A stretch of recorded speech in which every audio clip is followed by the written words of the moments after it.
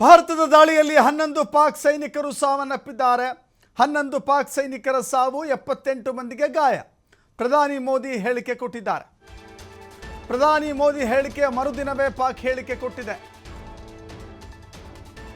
ಪಾಕಿಸ್ತಾನ ತಮ್ಮ ದೇಶದಲ್ಲಾಗಿರುವಂಥ ಸಾವು ನೋವಿನ ಸಂಖ್ಯೆಗಿಂತಲೂ ಹೆಚ್ಚು ನಾವು ಭಾರತದ ಮೇಲೆ ಹೀಗೆ ಅಟ್ಯಾಕ್ ಮಾಡಿದ್ವಿ, ಹಾಗೆ ಅಟ್ಯಾಕ್ ಮಾಡಿದ್ವಿ ಅಂತ ಹೇಳಿಕೊಳ್ಳೋದೇ ಜಾಸ್ತಿ.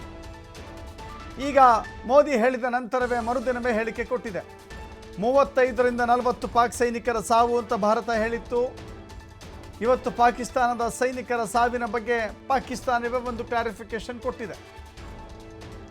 ಅದರ ಪ್ರಕಾರ 11 ಪಾಕಿಸ್ತಾನದ ಸೈನಿಕರು ಸಾವನ್ನಪ್ಪಿದ್ದಾರೆ. 78 ಜನರಿಗೆ ಗಂಭೀರವಾಗಿ ಗಾಯವಾಗಿದೆ.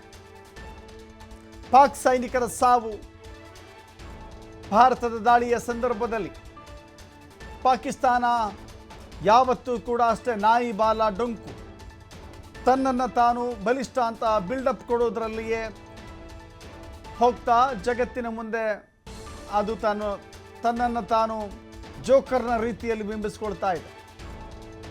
ಭಾರತ ನಿನ್ನೆ ಎಷ್ಟೆಲ್ಲ ಸಾವು ನೋವಾಗಿದೆ ಅನ್ನೋದನ್ನು ಬಿಚ್ಚಿಟ್ಟಾಗ ಈಗ ಮತ್ತೆ ಯೂಟರ್ನ್ ಹೊಡೆದು ಇಲ್ಲ 11 ಜನ ಸಾವನ್ನಪ್ಪಿದ್ದಾರೆ, 78 ಜನರಿಗೆ ಗಾಯ ಆಗಿದೆ ಅಂತ ಹೇಳುವ ಮೂಲಕ ಯಾವಾಗಲೂ ಕೂಡ ಸುಳ್ಳು ಹೇಳಿ ಯಾಮಾರಿಸುವ ಪ್ರಯತ್ನ ಪಾಕಿಸ್ತಾನ ಆಗುತ್ತೆ ಅನ್ನೋದು ಈಗ ಜಗಜ್ಜಾಹೀರಾಗಿದೆ.